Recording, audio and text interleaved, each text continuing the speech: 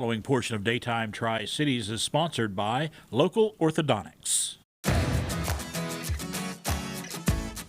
Once again, it is time for our junior chef here on Daytime Tri-Cities. We want to thank the folks over at Local Orthodontics for sponsoring Junior Chef. And for our first junior chef of the season, we have Reid Riggins with us from Dobyns-Bennett. How you doing, Reid? I'm doing great, sir. It's Appreciate nice you to meet being here. You've actually taken part in the culinary program there at DB. You've been all over the country competing. Talk to me about being part of the culinary program at Dobyns-Bennett. It's just been an absolute blessing, honestly. Just all the opportunities and places I've got to experience, and all the amazing chefs I got to meet too. All right, including Shona, your instructor. My absolute favorite. One of my top favorites. One of your top Yes. favorites. You better say that, or those grades will start dropping. Hey, what are you making for us today? We're making apple pie pockets today. Apple pie pockets. I love it. How do we get started? Okay, so we start off with a perfectly shaved apple right here. Usually we go with the Honey Crisp. I think that goes well with me, but you're welcome to choose whatever you want. Whatever kind of apple you like, yeah. Now, I know some people like to have their apples sliced when they start their pies, but we want to actually cut it in half right here. All right. And then we want to start. You kind of do want to start with the slices, but then we're going to chop it into somewhat dices. Okay. So that way it fits in the pie filling. Chunks. Yes. Now, the biggest key is you want to cut out the core, because we don't want none of that. Seeds, Yes, we don't want that hard piece in that pie either. All right. So you're working on that. Mm-hmm. So what are your future plans? What are you thinking about in the future for you as far as culinary is concerned? Oh, man, it would be an absolute dream if I had to start my own catering business. I would absolutely love that. And you were, I think one of the things that you all do work on in classes is knife work, and you're being very careful here. Yes, Ms. House has helped us a lot with that. Okay. Especially, that was the first things we learned. Right. Got it, safety first. Yes, sir. All right. Now, once we get these chunked up, what's going to be our next move? Our next move is simple. We just want to we want to put in all of our ingredients right here. Right.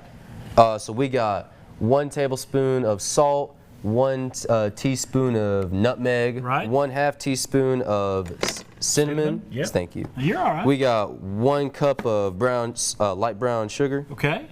Man, I like where you're going with this. All that smells really good. And then we got our liquids. We got our 2 tablespoons of apple cider vinegar. We got 1 teaspoon of what I believe is, we got 3 tablespoons of cornstarch. Right. 2 teaspoons of apple cider vinegar. There we go. We're going to get it right. Yes. So you're chopping these up. Going to put just a big chop on.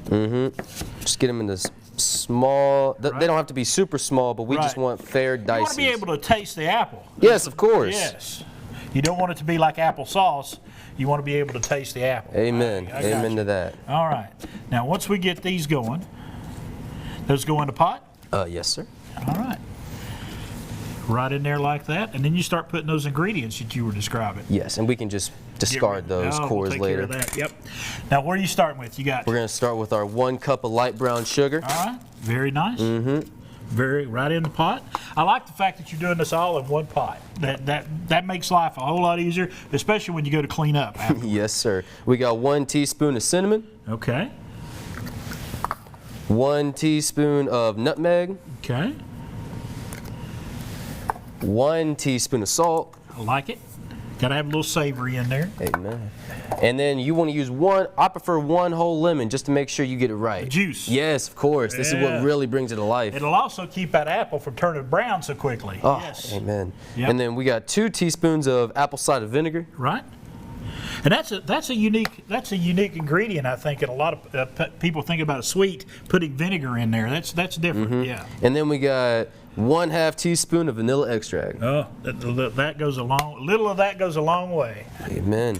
All right. And so what you want to do is you want to mix all this together. Right. Just get all that apple season. And you're gonna put that on kind of medium high heat. You want to have it to like a medium high heat at the moment while you're mixing, but then once you just get it all coated, you want to bring it to a boiling point. And that's where you got this at. Yes. Once you get to a boiling point, it should look somewhat like this. Oh, look at that. That looks wonderful. All soft and tender and just amazing. Now, this is going to be the filling for the pie. This is the filling for our pies, yes. All right. Now, I do want to keep note that once you get it to a boiling point, that's when you want to bring it down to a low so that way it can simmer and just reduce all the liquid. So that way you got the juicy syrup. Oh, my goodness. I mean, that looks amazing just the way it is. You can put that over some ice cream and have a great dessert. Oh, my gosh. But we're going to kick it up a little bit. Yes. All right. Well, we'll come back here. We're going to show you how to make the pastry filling for the pocket. So that's going to be a lot of fun, and we've got that going on. A reminder, it's Junior Chef, and we want to thank once again local Orthodontics, but we'll be back in just a few more moments to finish up these apple pie pockets. The preceding portion of Daytime Tri-Cities was sponsored by Local Orthodontics.